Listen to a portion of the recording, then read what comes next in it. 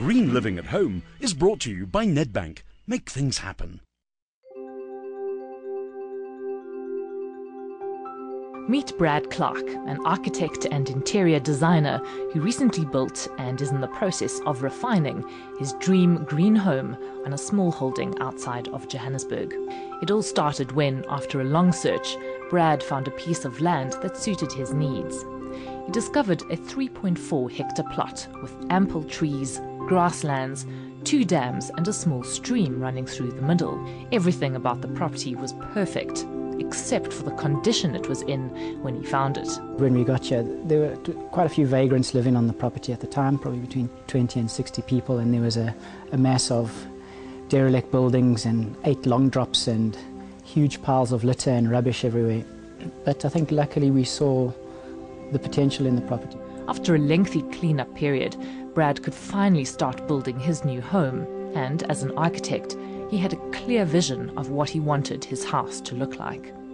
Being a designer, I didn't want to do a stock standard house, obviously, and I wanted to personalize it to our taste and to our family and the way we live and how we want to live.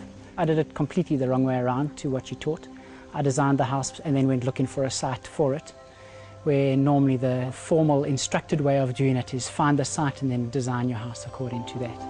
The striking steel, glass and concrete design Brad implemented came about not just because it's the aesthetic he prefers, but rather because these materials are more eco-friendly in the long run when compared to a traditional brick and mortar house. So once we finished living in here, pretty much the whole house can be taken apart and either reassembled somewhere else or can be recycled. The house is probably about 95% recyclable.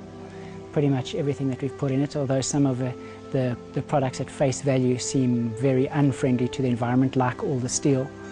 But in terms of recyclability, it's almost 100% recyclability. The modular, prefabricated steel structure used for the bulk of the house served 2 purposes. It minimized waste during the build, and it helped keep costs manageable.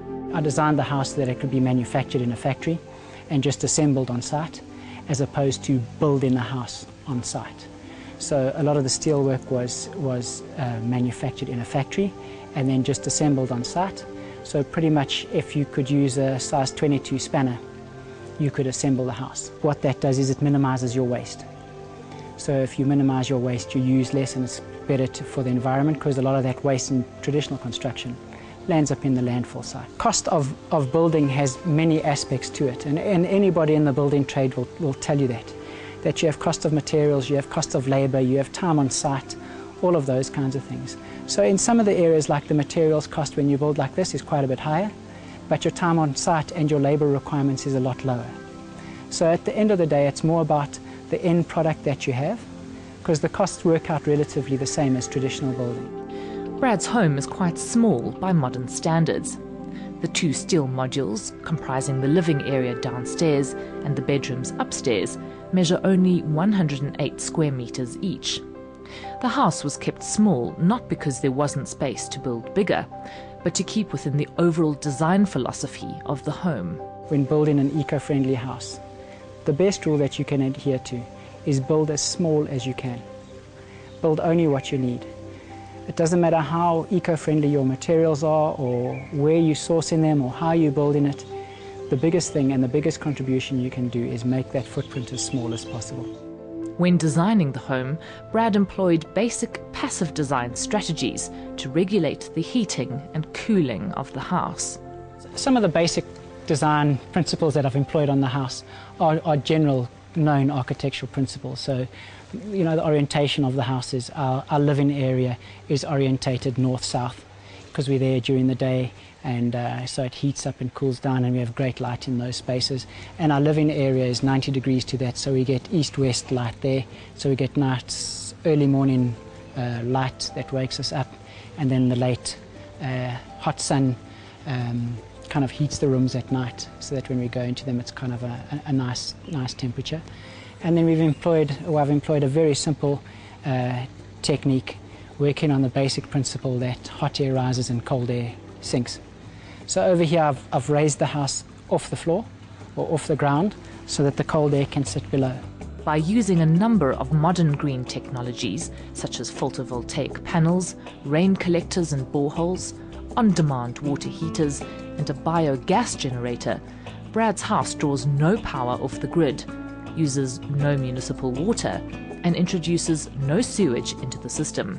What we've done is we have a photovoltaic system where we've got 2 arrays of 15 panels that provide all the electricity that we use in the house for all our lights and appliances. I've got 30 photovoltaic panels, 2 controllers, an inverter, and 12 batteries. And then for the elements where we need heat, so for cooking we use gas, and there we've got 2 forms of gas. We've got LP gas, which is your standard bottled gas, and then we've got the gas from the biodigester, which is methane. For my hot water solution, I've steered clear of anything that's got a vessel or a geyser that stores water and keeps it hot for 24 hours a day when you might be showering for 15 minutes a day.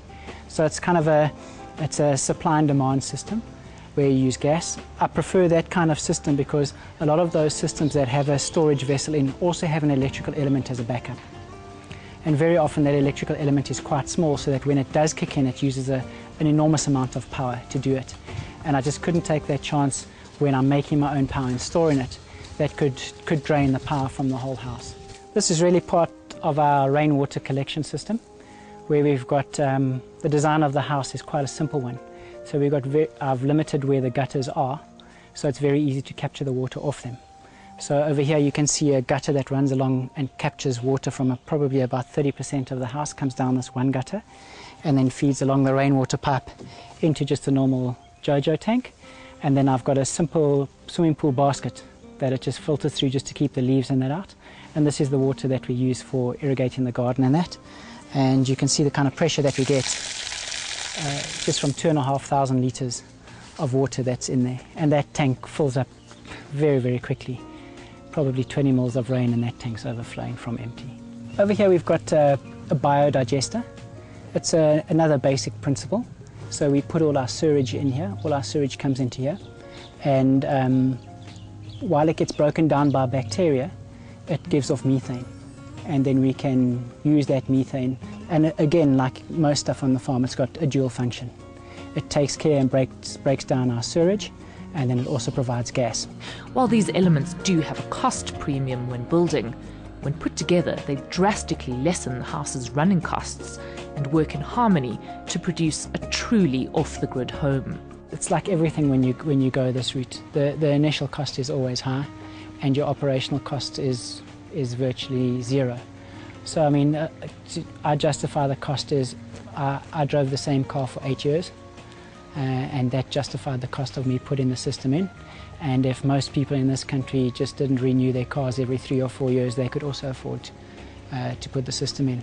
Using an ingenious combination of good design principles and green technologies, Brad has managed to build a stylish, eco-friendly house with a tiny carbon footprint that is completely self-sufficient without sacrificing his or his family's comfort. We don't live lives any differently to any other South African family.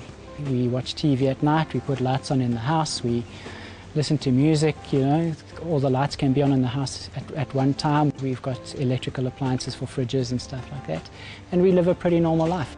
Next week, we'll take a look at what solutions Brad has employed outside his house to create a truly green garden.